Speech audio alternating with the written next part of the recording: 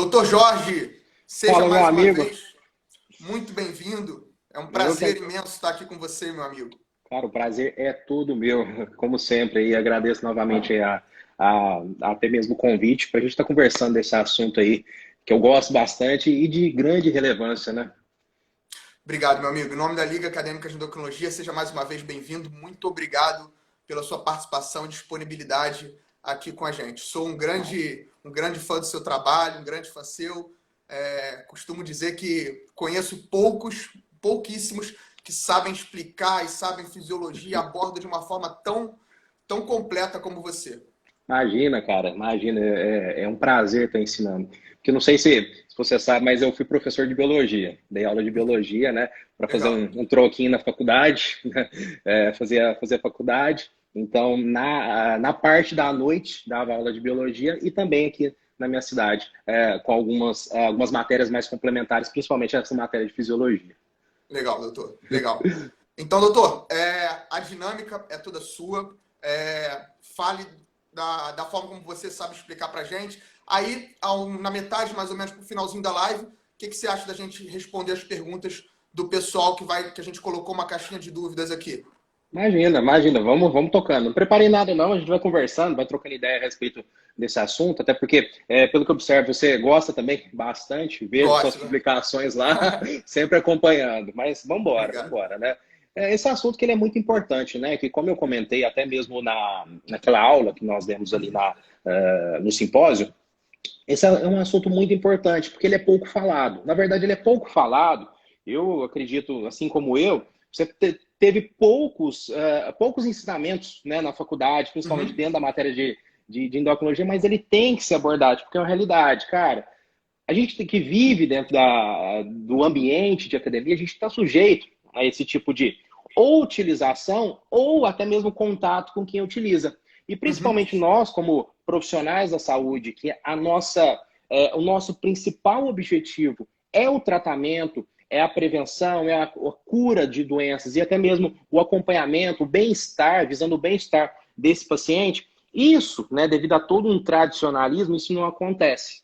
Uhum. Então, realmente, a gente tem que sair um pouquinho da caixinha e entender esse medicamento, que o esteroide, ele é um medicamento e todo Muito usado. medicamento, exatamente, muito usado, tem indicações clínicas, né? Uhum. É porque tem todo um preconceito por trás. A gente Uhum. pode comentar por que tem todo esse Uhum. preconceito. Tem todo um preconceito por trás de simplesmente um medicamento. Um medicamento que ele tem. Por que a gente usa ele? Por que a gente não usa? Se a gente usa, tem alguns colaterais, como qualquer outro Quais medicamento. Se medicamentos? você toma um dipirona, você tem um colateral. Uhum. Uhum. Tem interação medicamentosa com esse medicamento? Onde que a gente está adquirindo esse medicamento? Então a gente tem que pensar em tudo isso. Eu Só lembro. que, só que é um medicamento de abuso. Assim Uhum. como, por exemplo, benzodiazepínicos, são medicamentos de abuso, né? Só que nesse caso Uhum. é um abuso até mesmo por um fim estético. Eu lembro uma situação, inclusive, doutor Jorge, eu estava na faculdade, a gente recebeu um paciente no ambulatório, nosso grupo ali estava atendendo o paciente, e o paciente estava com sinais e sintomas claros de hipogonadismo. E o Certo. professor, eu falei para o professor perguntou, o que a gente tem que dosar aqui no exame? Eu falei, testosterona, total, livre e Uhum, biodisponível. O uhum, professor falou, não há necessidade. Ou seja, você percebe a própria classe médica ali tendo assim, um despreparo em uhum, relação à própria abordagem do paciente, aham, do ponto de vista endocrinológico, do ponto de vista hormonal, tendo um despreparo ali, e não só tendo um despreparo, como desincentivando, desestimulando, desculpa, o estudante, o acadêmico, a olhar para isso de uma forma, com uma abordagem assim, esse paciente, uma abordagem correta de que esse paciente ali pode ter um sintoma de hipogonadismo. A gente não tem que dosar só o TSH e T4 livre, a gente tem que não é? dosar outros parâmetros Uhum. hormonais. Exatamente, cara, quantas vezes? Porque assim como você, eu já estudava bastante essa área Uhum. durante a faculdade. Então imagina nós, né, que já tínhamos um certo conhecimento, só que a gente está sujeito ali a cumprir aquela matéria de Uhum. semiologia, né, de clínica médica. Cara, quantas vezes chegava um paciente na minha frente, né, um idoso, por exemplo, cara, clínica de hipogonadismo, esse idoso, só que muito mascarado como se fosse uma depressão, né? Uhum. Só que Doutor, vamos pedir alguns exames complementares? Vamos. Quais? Aí a gente falava testosterona, não precisa. Então, a gente pedia normalmente um TSH, pedia às vezes um hemograma, via um ureia creatinina, somente se vinha tudo normal, passa um antidepressivo. Ou seja, Uhum, resolvia a situação. E não é assim. Porque, cara, a gente não é estimulado nem perguntar da vida sexual, né, uhum, dentro do ambulatório. Só que, infelizmente, a gente está sujeito a isso, porque senão a gente não passa. uhum. Aí passa um antidepressivo, mas, cara, ali o sintoma do paciente não resolve a causa. Exatamente, exatamente. Então, realmente é um pouco frustrante, né? A gente pensar nisso. Então, por isso que, mais uma vez, é importante que a gente saia um pouco da caixinha para que realmente a gente acolha, né, esse paciente que ele é muito mal, ele é marginalizado, digamos Uhum. assim. E, doutor, pode, pessoal, aqui tem um pessoal leigo, pessoal que está acompanhando a gente, fazer um pouco explicar um pouco as principais classes, doutor poderia explicar as principais classes de esteroide, como ocorre a ação de cada um dos principais hormônios esteroides, como eles agem no receptor, se eles são progestagênicos, se eles aumentam o estradiol, se eles são derivados da testosterona, DHT ou da Uhum. 19-NOR, poderia dar esse parâmetro geral para a galera aí? Opa, vamos tentar fazer isso aí. O que acontece, né? Existem hormônios que eles são classificados como esteroides. E parece um palavrão, né? Uhum. Esteroide. Mas quando a gente fala esteroides, são hormônios que são derivados da molécula do colesterol, que é aquela molécula de ciclopentano peridofenantreno. Então, por exemplo, pregnenolona, progesterona, estradiol, estrona, estriol, testosterona, dihidrotestosterona, androstenediona, enfim, toda aquela cadeia, seja hormônios sexuais, seja mineralocorticoides, ou seja, corticoides, glicocorticoides, eles são classificados como esteroides, né? Então, até mesmo o anticoncepcional que a menina usa, o corticoide que a gente usa para inflamação, são esteroides. Então, não tem nada de palavrão isso. Uhum. Só que existem hormônios que são das classes dos hormônios sexuais. E o principal hormônio sexual ligado ao desenvolvimento de caracteres sexuais secundários masculinos, ou seja, crescimento de pelos, engrossamento de voz, manutenção de massa muscular. Só que existem outras funções que é a testosterona. Uhum. Essa testosterona, no caso nós homens, né, a gente tem um eixo de produção. Um eixo, até que a menina perguntou aqui um pouco mais atrás, ela perguntou o que é hipogonadismo. Eu vou dar uma pincelada nisso daí. Bom, existe um eixo de produção que nós produzimos. Testosterona não tem nada de palavrão também. É um hormônio que nós produzimos, tanto homens quanto as mulheres também produzem. Existe um eixo de produção, o eixo hipotálamo, hipófise, testículo, onde o hipotálamo ele produz um hormônio chamado GnRH, que é o hormônio liberador de gonadotrofinas, Uhum. que age na hipófise liberando tanto o LH, que é o hormônio luteinizante, quanto o FSH, que é o hormônio folículo estimulante.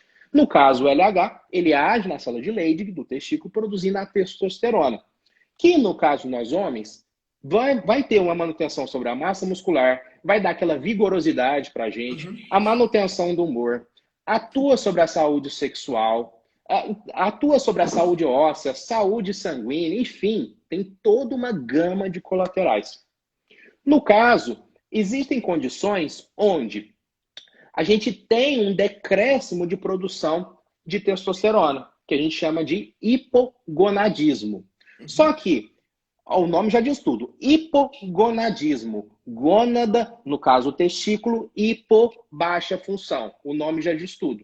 E a principal causa de hipogonadismo é o hipogonadismo hipogonadotrófico, que é uma baixa lá em cima, a nível hipofisário, das gonadotrofinas. No caso, principalmente, o LH, que é o hormônio luteinizante. No caso das meninas, as meninas elas têm três tipos de produção de testosterona. Uma a nível ovariano.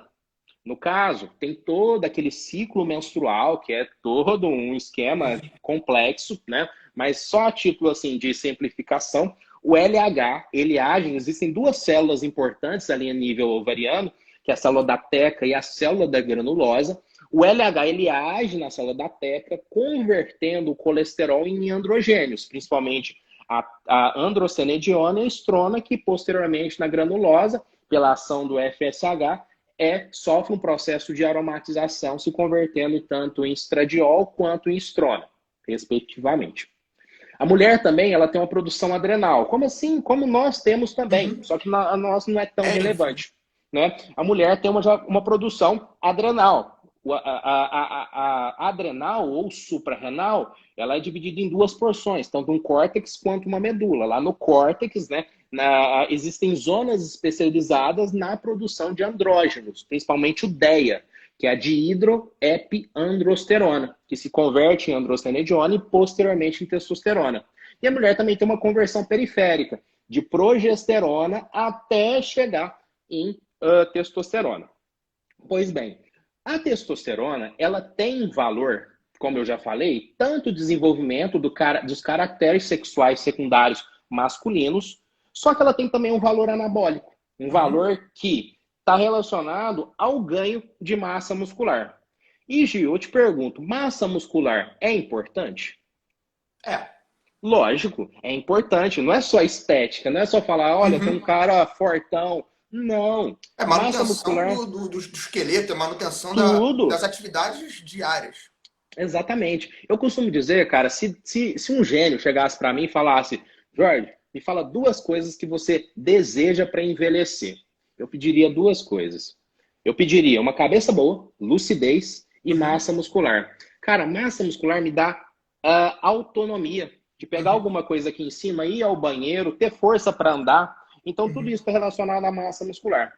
E existem condições que têm decréscimo da massa muscular, que a gente uhum, chama de caquexia. uhum, Doenças que tem um alto consumismo, como AIDS, a própria uhum, diabetes, um estado mais avançado de doença renal crônica, hipertensão, cânceres, enfim, doenças reumatológicas. Então, existe uma gama de condições clínicas que estão relacionadas com o decréscimo dessa massa muscular, que a gente chama de caquexia. Até mesmo estados nutricionais, grandes queimados que têm atividade uhum. altamente metabólica, né? Cria um padrão Pós-cirúrgico altamente também. pós-cirúrgico, enfim.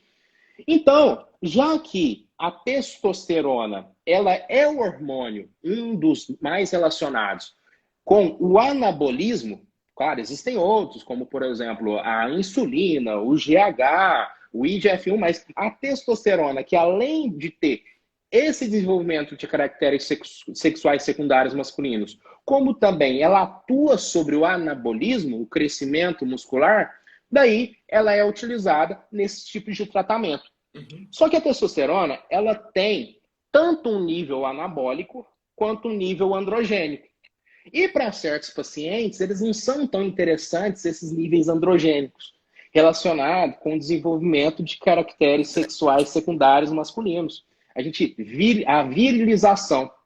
Daí que a gente começa a criar moléculas que têm cada vez mais um efeito anabólico, que é o que a gente quer, o ganho Uhum. de massa muscular, com cada vez menos Efeito efeitos androgênico. androgênicos, que estão relacionados com o desenvolvimento sexual, Uhum. dos caracteres sexuais secundários Secundário. masculinos.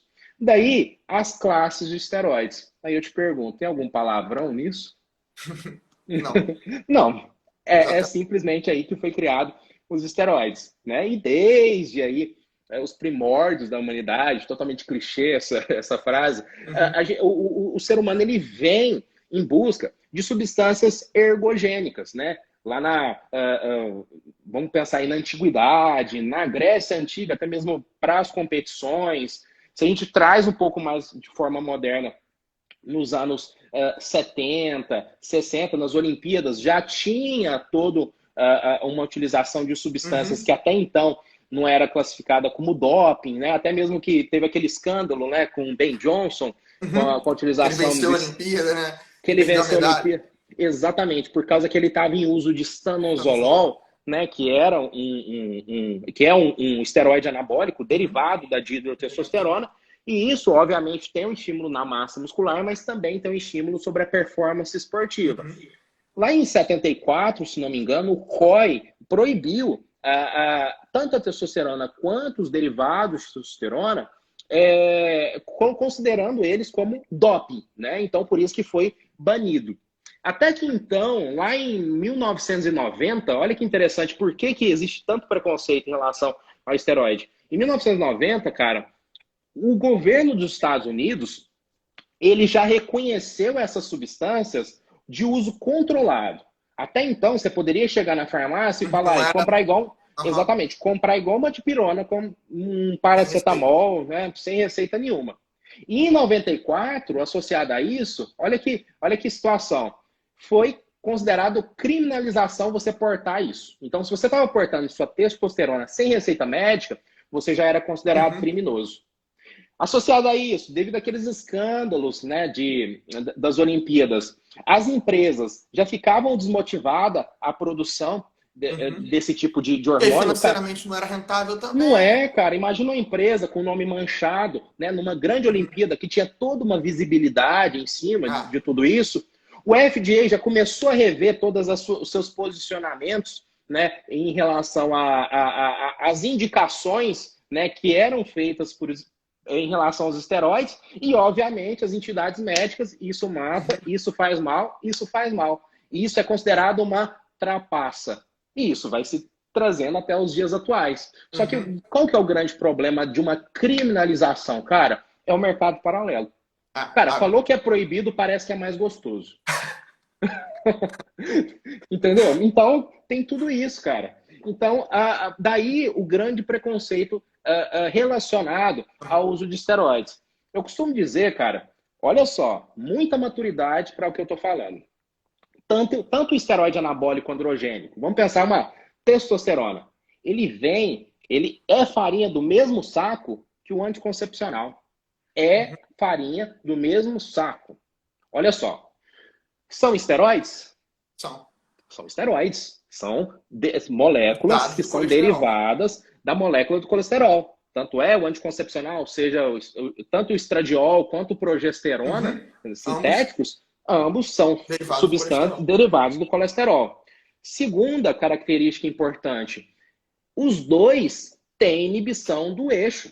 Uhum. Só que no caso do anticoncepcional, a gente quer essa inibição do eixo, para a menina não ovular. Uhum. No caso da No caso da testosterona, testosterona, a gente quer os benefícios ali para a massa muscular, para a recuperação, síntese proteica. só que ela acontece. Os dois, terceira característica que é similar, os dois causam anabolismo. Anabolismo, conceito fisiológico, transformar moléculas menores em Em moléculas maiores. maiores. O anticoncepcional não causa isso? Uhum. Causa. Quarta similaridade, os dois causam risco cardiovascular. Uhum. Quinta similaridade, os dois são utilizados de forma off-label para estética. Cara, quantas vezes a menina não está falando? Olha, eu uso um anticoncepcional para melhorar a espinha, Sim. cabelo, pele. Uhum. Ah. Só que, por que um tem preconceito e o outro não? Você compra anticoncepcional sem receita. Uhum. Devido a todas essas questões que vêm lá do passado. E a associação, assim, me corrija se eu estiver errado, doutor. A associação do anticoncepcional, por exemplo, com câncer, ela é muito mais, tem uma correlação muito maior do que, por exemplo, a testosterona. A testosterona, ela não tem essa correlação de forma tão pronunciada, de forma tão evidente com câncer que nem tem o estradiol, que nem tem o anticoncepcional com estradiol, com progesterona. Com certeza, com certeza. Até depois, se o pessoal tiver interesse, eu tenho todo nos meus feeds, né? Alguns vídeos explicativos, tem até um deles que eu faço, essa revisão bibliográfica, né? Na literatura de relação de esteroide com câncer, a gente não vê uma relação tão forte, né? Em relação a câncer, diferentemente do anticoncepcional. Ah, mas é numa pouca proporção. Cara, pouco é relativo. Uhum. Pergunta E para ambos, as mães, né, que perderam as filhas. E ambos ali vão causar uma hipertensão também, eles vão aumentar o risco cardiovascular, Uhum. geram ali lesão endotelial, né, doutor? Então, É, tudo isso. uhum, exatamente. Claro, a nossa posição aqui não é fazer apologia de forma alguma, mas também não é demonizar esse tipo de medicamento, né? Que ele tem outros benefícios que são indicações clássicas. E a gente tem que. Uma coisa que é muito importante falar, doutor, que você sempre fala no seu Instagram, a gente tem que saber como abordar esse paciente. Como Exatamente. abordar esse paciente, porque muitas vezes o paciente vai chegar no consultório, ele fala, doutor, eu uso isso, eu não Uhum, vou parar de usar. Então, como abordar? exatamente. Assim, é uma questão muito difícil, muito complexa, mas como abordar esse paciente? Pois é, da É, mesma forma que às vezes um pneumologista vai chegar, bater na porta é, dele, olha, eu sou tabagista, eu não aham, quero parar, eu não tenho pretensão de parar, mas eu tô aqui para você cuidar de mim. Uhum. Tudo bem, cara, vamos fazer uma espiro frequente, vamos ver a sua função pulmonar, vamos fazer um eletro, vamos fazer todo um exame, uma bateria de exames, tudo bem, né? Não tô aqui numa posição, eu quero realmente o seu bem-estar. É assim que a gente tem que tratar. É lógico que, veja bem, como eu sempre digo, ô Gil, hoje o paciente de hoje, ele não é o paciente de ontem. Aquele paciente que o que o médico falou, acabou. Não. Uhum. Esse paciente, ele já Ele vem com pesquisa, uma... ele busca. Ele pesquisa, ele é fuçador, ele já sabe tudo aquilo. Senão ele não estaria fazendo. Pode ser que ele esteja com todo conceitos extremamente errados, ou parte deles errados, mas ele já foi, e o acesso à informação ele é muito fácil. Uhum. Então ele já chega dentro do consultório com essa concepção de utilização. Talvez ele está te procurando realmente para fazer o desmame de tudo isso. Uhum. Mas na grande maioria das vezes, você não vai trabalhar de uma forma prescritiva, mas você vai trabalhar numa forma de contenção de danos. Ele já chega, olha, doutor, eu utilizo assim, assim, assado. Estou aqui para você cuidar da minha saúde. Muitas vezes um atleta, é alguém Uhum. que, de certa maneira, ele acredita que aquilo ali faz parte do dia a dia dele, faz parte da rotina dele. Um atleta de fisiculturismo, por exemplo, ou um esportista que, de certa maneira, ele não vai parar de usar enquanto ele tiver a performance dele aumentada através daquela substância. Então, Uhum. você como médico e a gente, nós aqui, que estamos assistindo como futuros profissionais de saúde, a gente tem que saber como abordar isso de forma a desestimular o uso, mas Sim, saber como não afastar aquele paciente, porque se demonizar a coisa, o paciente não volta. E aí o não paciente vai volta. ficar sem um acompanhamento profissional, sem ali alguém para cuidar da saúde dele. Pois é, e a nossa responsabilidade, né, que é o cuidado da saúde desse paciente, ela não acontece. Se a gente chega com os dois pés no peito dele Uhum. para desestimulando, ou até mesmo fazendo juízo de valor, né, como muitas vezes é feito, na grande maioria das vezes é feito, né, então isso, o nosso cuidado não acontece. Eu acho muito mais interessante eu acolher esse paciente, tratá-lo de forma cada vez mais humana, justamente para orientá-lo da melhor forma. E, obviamente, para eu poder orientar, obviamente eu tenho que ter o conhecimento em relação a essas substâncias. Daí entra a nossa parte técnica aqui dos nossos ensinamentos. Perfeito. Doutor, então, explica um pouco para o pessoal que está aqui, os principais colaterais, Uhum, principais famílias, como que, para a galera que tem muito essa dúvida, que eu percebo que o estudante de medicina tem muito essa dúvida. uhum. Coloca tudo na mesma caixa como se fosse tudo testosterona e a gente sabe que não é. E não Então, é, explicar isso exatamente. para os estudantes de medicina, para os estudantes de saúde, que eles têm muito essa dúvida. Exatamente. A gente vai ter que encarar o esteroide como moléculas diferentes, né? Não é botar todo mundo igual, como se fosse testosterona, tratar tudo, pedir só uma testosterona total e livre, que já era, não é bem assim. Como Uhum, eu falei, né, para esses tipos de tratamentos, tanto o tratamento de hipogonadismo, hipogonadotrófico, ou as deficiências androgênicas, caquexia, ou até mesmo outras doenças que existe tratamentos via esteroide anabólico, foram criadas substâncias cada vez mais diferenciadas para a gente mexer nessa razão anabólica androgênica. O que sempre se visou durante a criação desses medicamentos no laboratório? Um medicamento cada vez mais anabólico e cada vez menos androgênico, uhum, que esteja realmente cumprindo com o seu papel. É claro que tem condições que o efeito androgênico ele é muito bem-vindo. Às uhum, vezes, por exemplo, os meninos que às vezes têm um retardo uhum. da Puberdade, puberdade, né? Ou até mesmo a transição de sexo, que isso é uma coisa questionável, mas uhum, existe. A fertilidade, ela precisa de um efeito androgênico, enfim. uhum, Mas foi criado substâncias assim. Existem várias, né, formas que estão no mercado, né? Tanto no mercado que a gente consegue de forma com a receita, né, receita controlada, quanto também no mercado paralelo. Aí, quando a gente pensa em mercado paralelo, que é a forma mais fácil de aquisição, aí a gente pode pensar numa falta de credibilidade, né? Será mesmo que tem aquela substância que está proposta ali no rótulo? Muitas vezes tem substâncias ali, que anfetaminas, inclusive, ali, para gerar É, um efeito de vício no paciente mesmo, né? exatamente. E tem tudo isso. Mas se a gente for lidar de forma teórica, né? Existem as próprias testosteronas, né? Testosterona, cara, é testosterona. O que vai mudar é o éster, né? Éster, lembrar lá da química orgânica, né? Que é uma combinação de um grupamento de um álcool, né? Com um ácido carboxílico, que quando libera uma água, pela uma reação de esterificação, forma um éster. Daí, o propionato de testosterona, o enantato de testosterona, o cipionato de testosterona. A gente tem também o decanoato de testosterona, o 1-decilato de testosterona, fenilpropionato de testosterona, enfim, existe uma gama variada de testosterona. Testosterona é testosterona, o que muda é a meia-vida dela, a forma de entrega para ela em relação ao sangue, porque ela está ligada a essa cadeia do éster. Existem também moléculas que são derivados diretos da testosterona. A gente faz pouca modificação nele, como, por exemplo, a metandrostenolona, que é o Dianabol, que a gente conhece de forma comercial, que é o Dianabol. Como, por exemplo, boldenona, que tem uma aplicabilidade animal.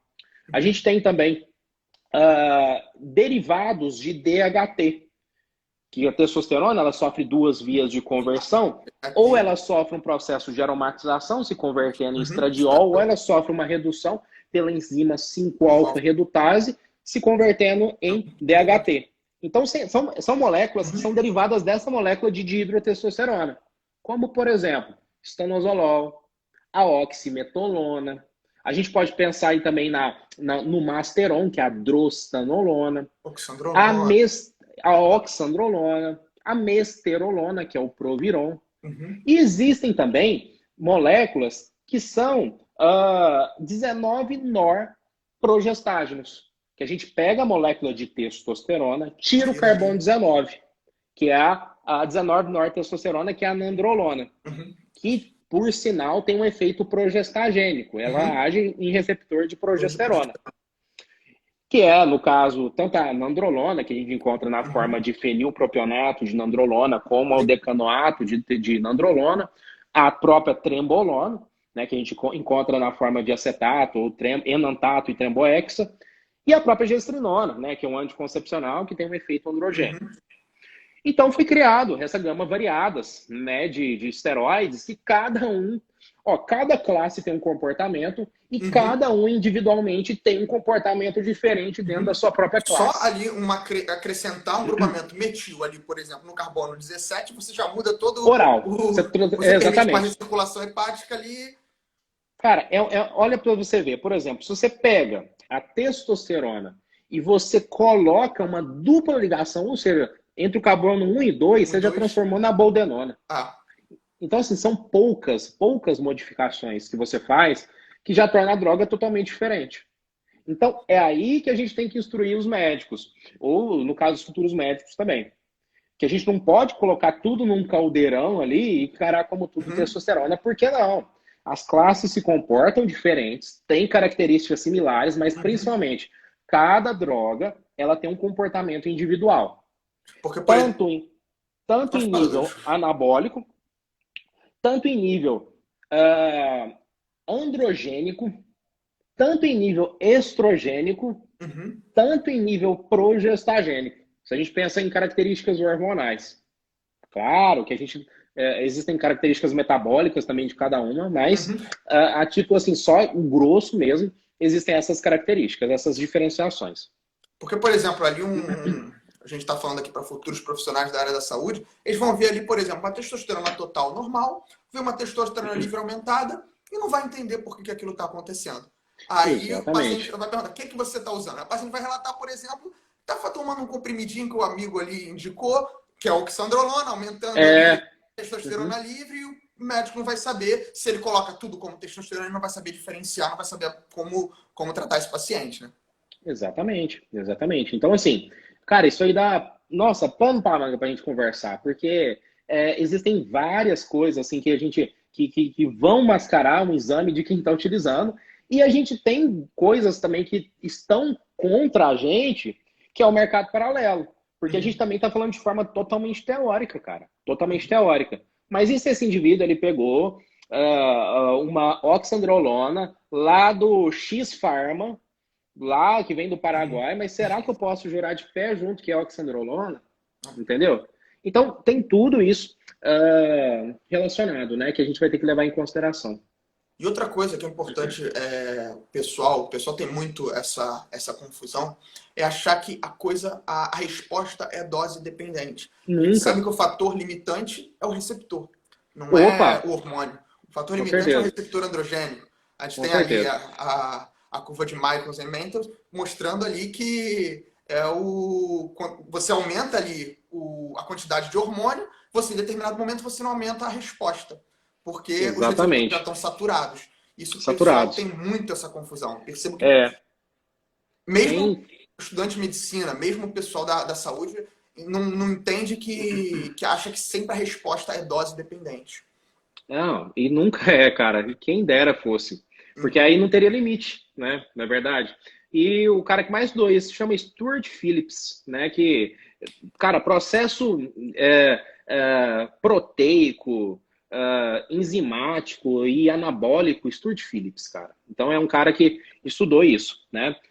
Tem isso da questão de saturação de receptor, né? E é uma coisa óbvia quando a gente bota no papel.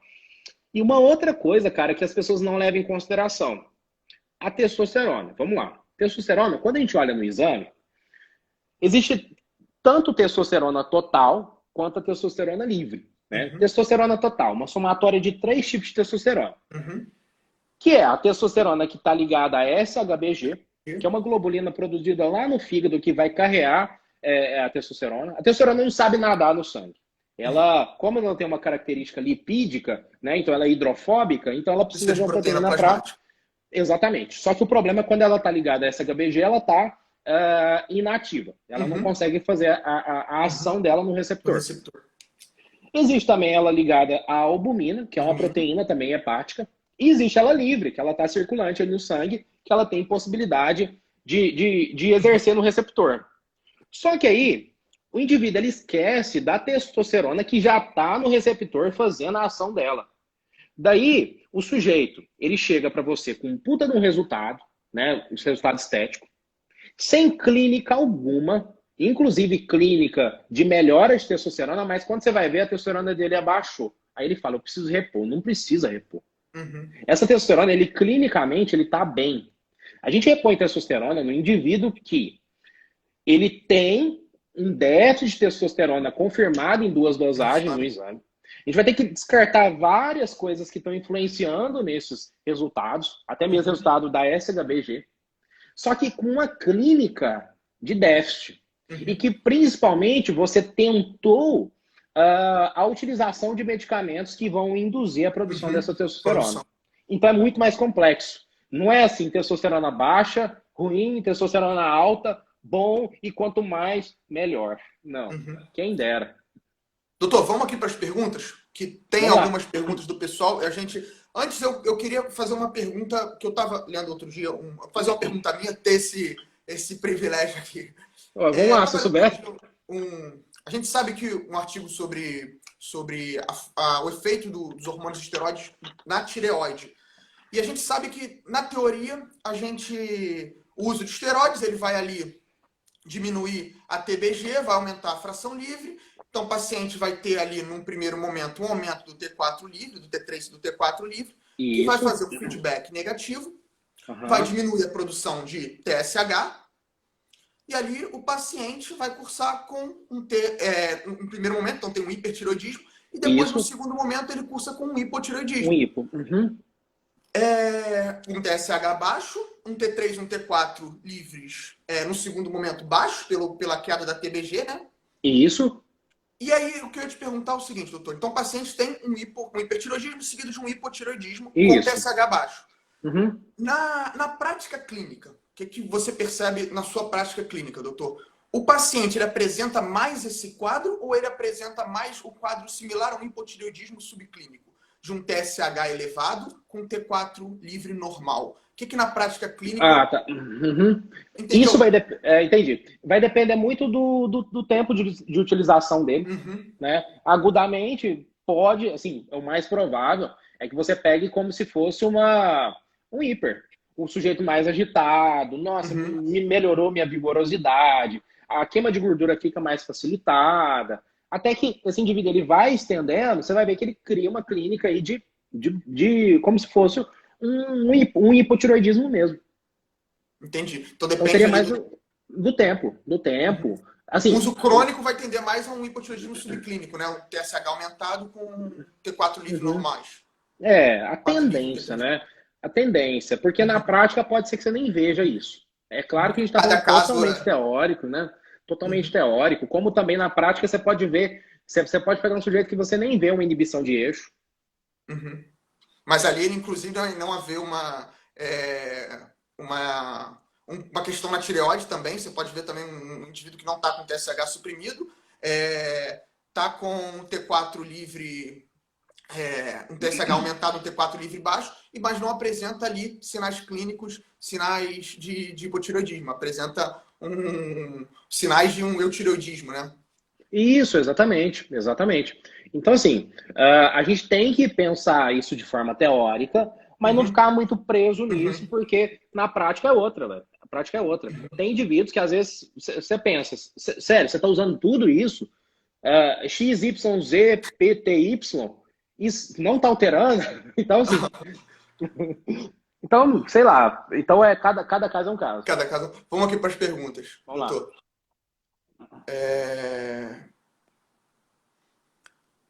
Por que do João Pedro?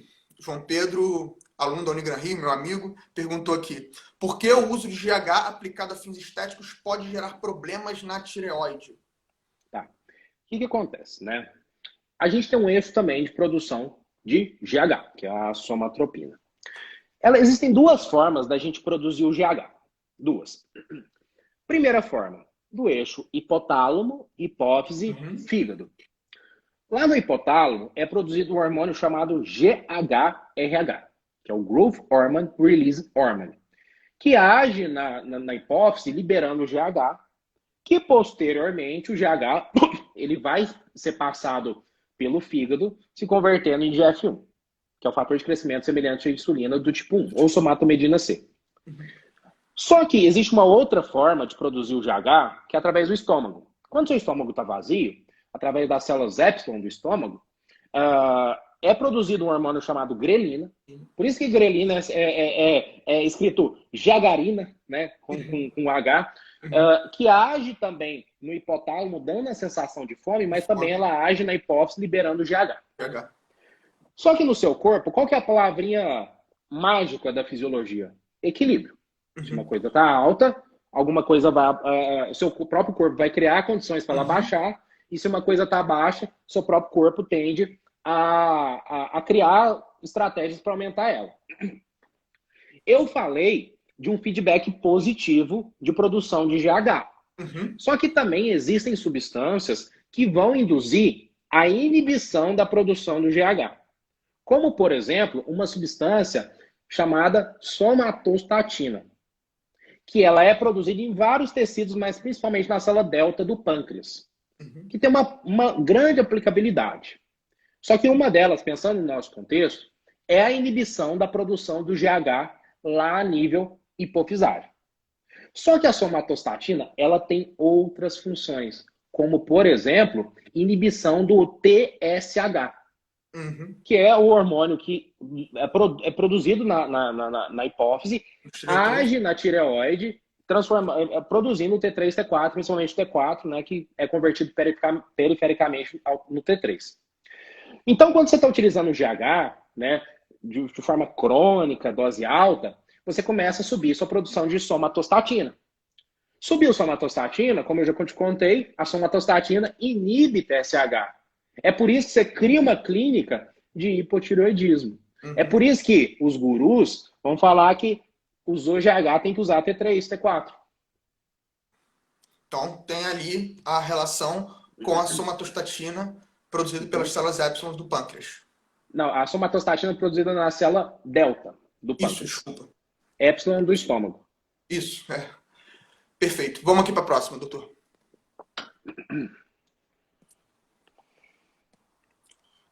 Pergunta do Vitor Souza Ribeiro. Como a testosterona influencia na tireoide? A gente já falou disso, mas vamos explicar novamente, né? O que acontece, meu amigo? Existem proteínas, globulinas, que é produzido lá no fígado, que são globulinas transportadoras. Elas vão transportar hormônios. Basicamente três. SHBG, TBG e CBG. No caso, a TBG, ela transporta os tireoidianos. Beleza. Quando você aumenta a sua carga androgênica, quem que induz essas produções? Estradiol. E quem que inibe? Baixa de estradiol e aumenta o androgênio. Então, você aumentou a sua carga androgênica, você começa a inibir essas proteínas. Como você abaixa TBG, você deixa os tireoidianos mais livres. A fração livre. Você vai ver que T3 livre e T4 livre, eles ficam mais aumentados. Então, num primeiro momento, esse indivíduo ele cursa com um hipertireoidismo, pelo menos uma clínica de hipertireoidismo. E num segundo momento, né, pensando pelo feedback negativo, né, do eixo tireoidiano, uma baixa de TSH abaixaria num segundo momento esses tireoidianos.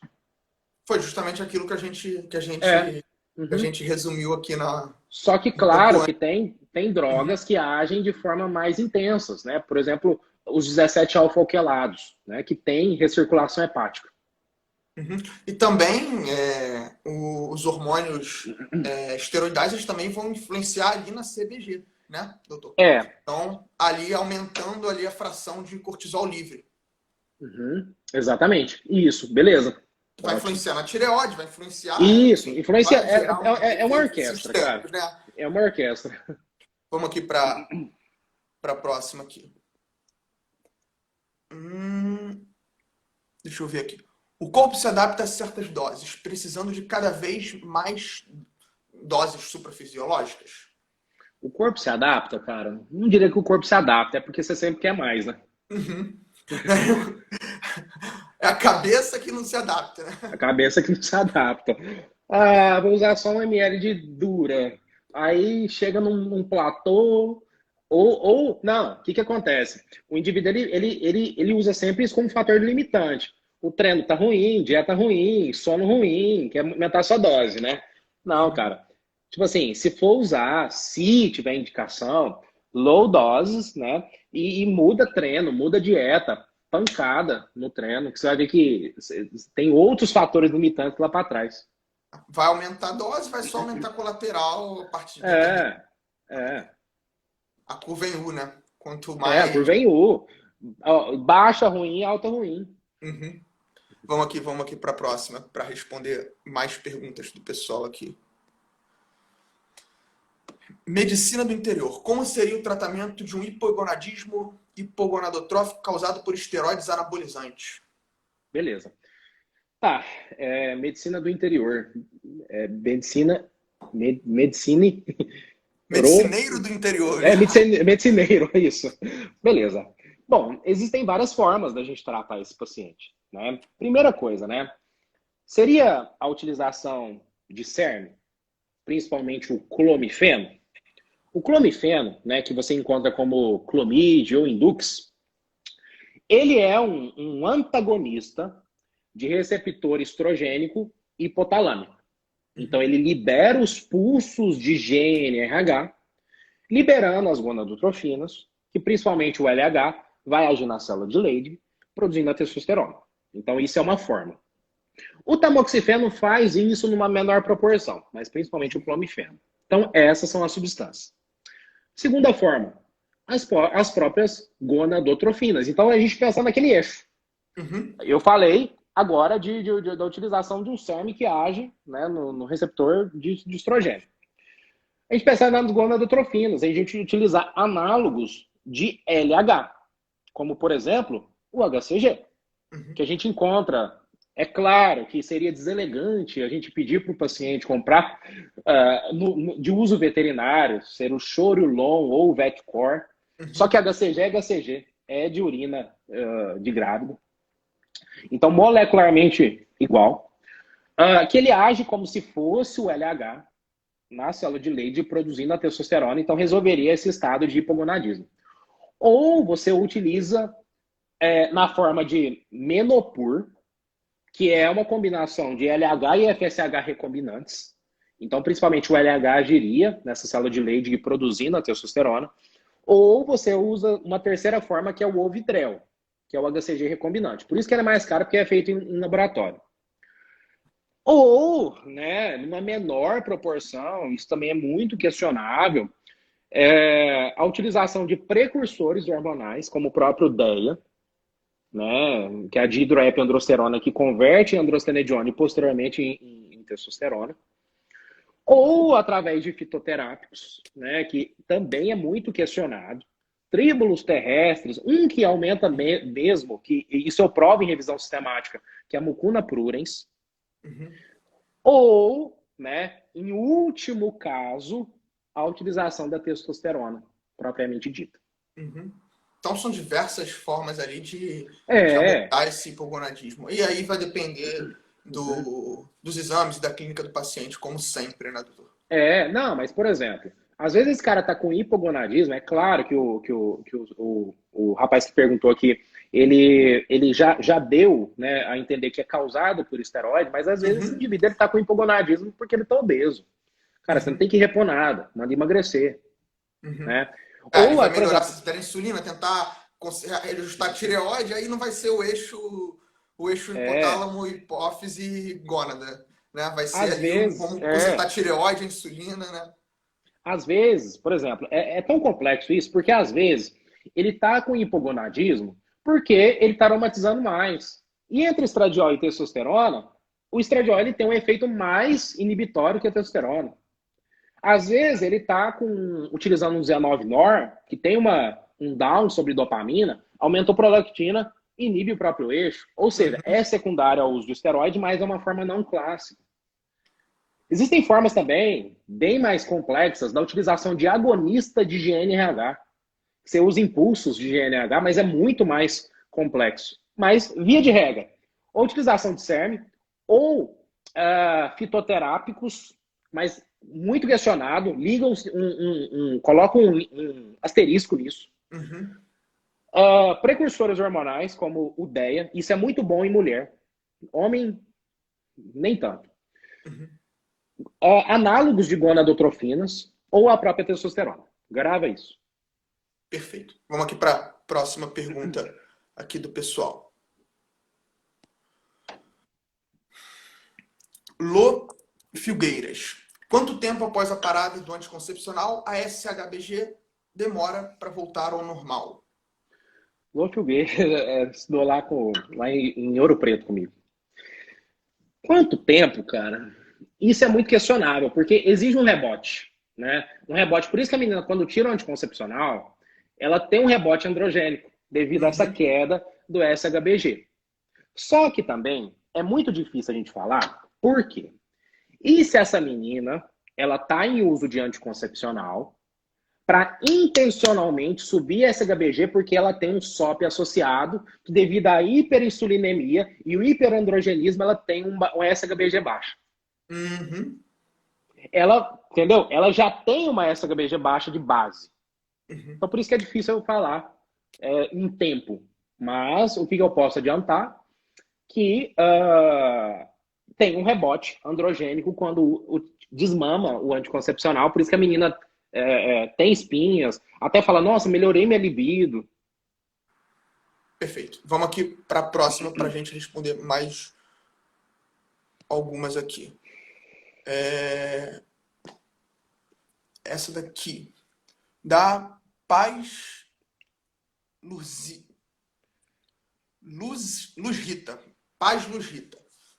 O uso do Dilminera e outros podem interferir, por exemplo, no tratamento com o uso de oxandrolona e outros esteroides, no caso, né? Tá, tá. Outros.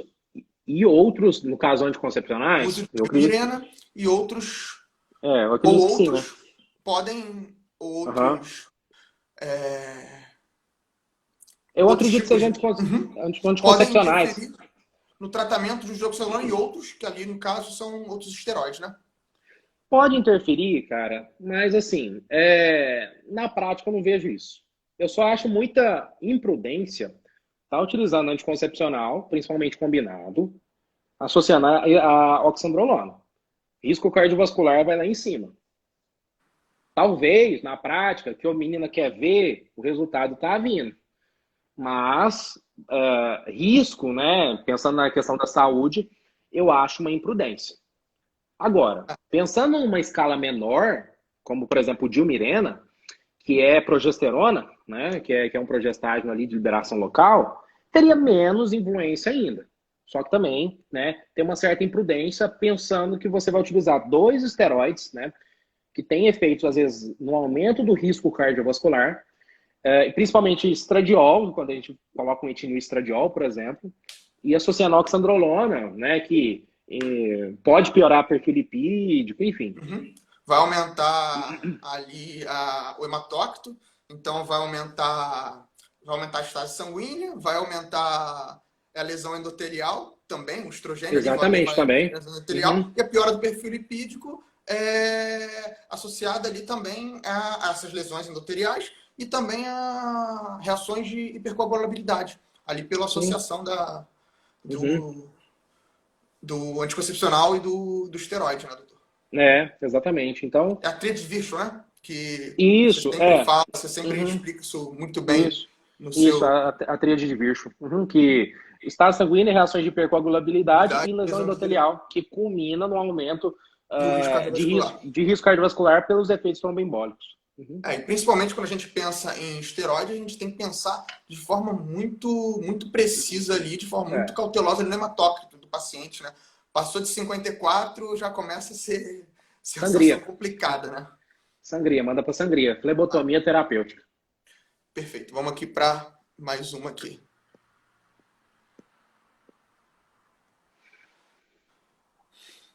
Tiago Martins, um nome um pouco complicado aqui no final, mas vamos lá. Tá, Tiago Martins. Possível engravidar a mulher em cruise? Se sim, qual possível. protocolo que aconselha? Ixi, jogando descalço, recomendo não. O negócio é o seguinte, cara. Quando você está utilizando o esteroide, você tem baixa, né, de gonadotrofinas, que principalmente o FSH age na espermatogênese, na formação dos espermatozoides.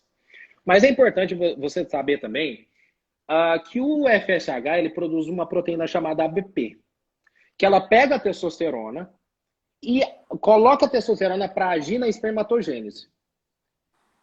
O sujeito às vezes fala, isso é uma coisa boa, porque pouca gente sabe.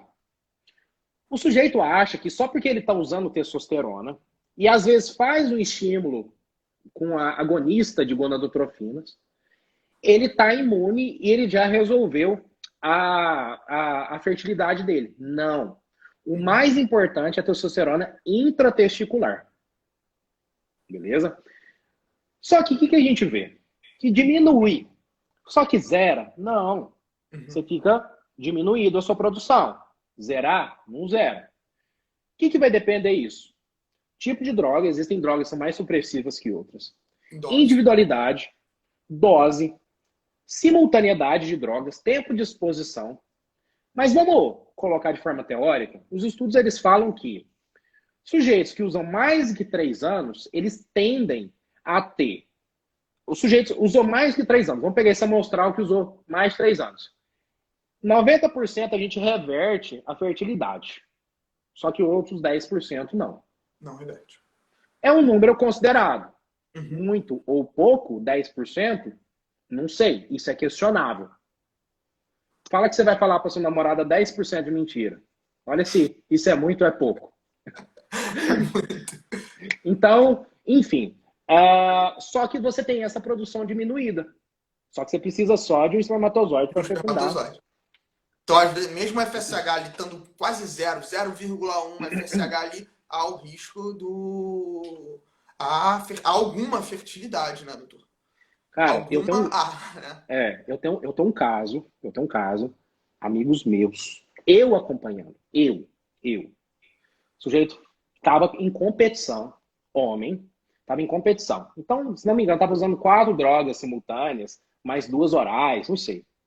E estava namorando uma outra atleta, só que da categoria Women's Physique. Ou seja, também em utilização de doses suprafisiológicas, só que igual ao homem. Porque é uma categoria que depende de maior massa Uhum, muscular. Se não me engano, estava 2 ou 3 drogas associadas, inclusive trembolona associada. Ou uhum. seja, ele totalmente, em tese, infértil, e ela também. Então, cara, conseguiram engravidar. Só que perdeu a criança porque ela sofreu um processo de desidratação para subir no palco. Nem sabia que estava grávida.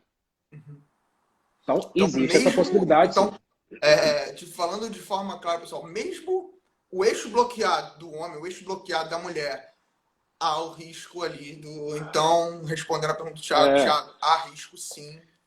até com anticoncepcional há risco, né? Uhum. Então, Doutor, tá faltando aqui 1 minuto e 50 para vamos lá. encerrar a nossa live. Aham. Quer falar mais alguma coisa para o pessoal? Dar umas considerações finais aqui para a galera? Cara, só agradecer mesmo a oportunidade de estar falando sobre esse tema, é, que é um tema que eu gosto muito. Inclusive, daqui 20 dias aproximadamente, vou estar lançando meu curso. Um curso que eu vou pegar tudo isso que eu falo, só que de uma forma extremamente mais complexa, né? Mais aprofundada, voltada a toda essa parte de clínica médica, porque aí eu vou ter condição de falar doses, né? Porque vai estar voltado para um Eu já público estou mais dentro. acadêmico. Será um prazer te receber como aluno lá. Porque dependendo ali dentro do Instagram, dependendo do público, é difícil a gente falar dose, porque né, a gente seria enquadrado até mesmo como uma imprudência.